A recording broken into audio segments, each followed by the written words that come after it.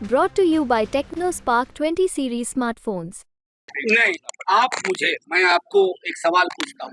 BJP के घोषणा पत्र की कोई दो चीज बता दे जो आपको बेहद अच्छी लगी हो। कोई दो चीज जो जन सरोकार की हो, कोई दो चीज जो इस देश की जरूरत के अनुरूप हो।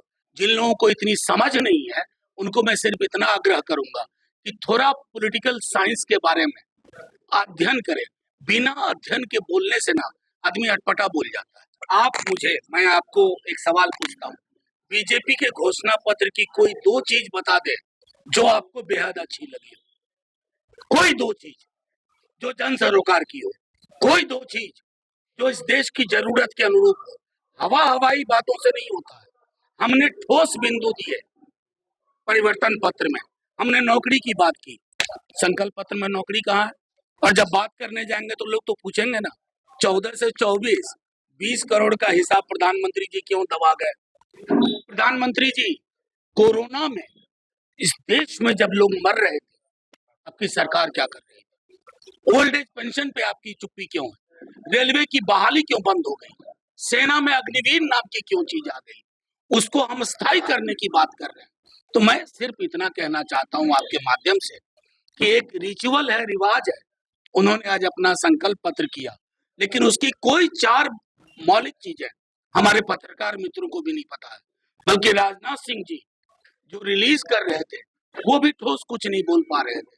तो मुझे ये लगता है ना कि चुनाव को लोगों की थाली, लोगों के रोजगार, सामाजिक सौहार्द पर लाने में बीजेपी मदद करे और अपने घोषणा पत्र को या संकल्प पत्र को फिर से रिवाइज करे ताकि लगे देश का चुनाव। मनोज जी, कल आपने परिवर्तन पत्र जारी किया। विपक्ष ये सवाल उठा रहा है कि आप 23 सीट पे बिहार में चुनाव लड़ रहे हैं और घोषणा पत्र आपने 543 सीट। नहीं, जो ये केंद्र की नहीं, केंद्र सरकार का चुनाव है।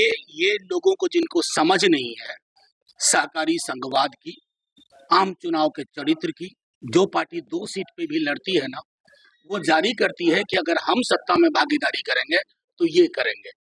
जिन लोगों को इतनी समझ नहीं है उनको मैं सिर्फ इतना आग्रह करूंगा कि थोड़ा पॉलिटिकल साइंस के बारे में अध्ययन करें।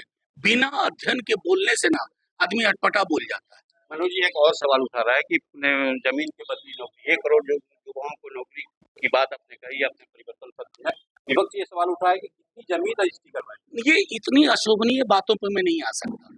ये कहीं से भी पॉलिटिकल जुबान नहीं है। इतनी अशोभनीय, अवांछनीय टिप्पणी वही लोग कर सकते हैं जिनका जनता के प्रति कोई सरोकार नहीं है।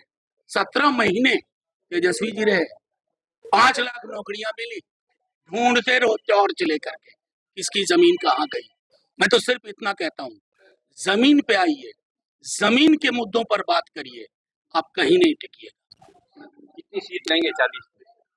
मैं भविष्यवक्ता नहीं हूँ। क्या लग रहा है? नहीं, क्या माहौल? मैं सिर्फ ये जान रहा हूँ कि 40 के 40 पे टक्कर है और लोग जुमले से थोड़ी मुक्ति चाहते हैं, सांस लेना चाहते हैं।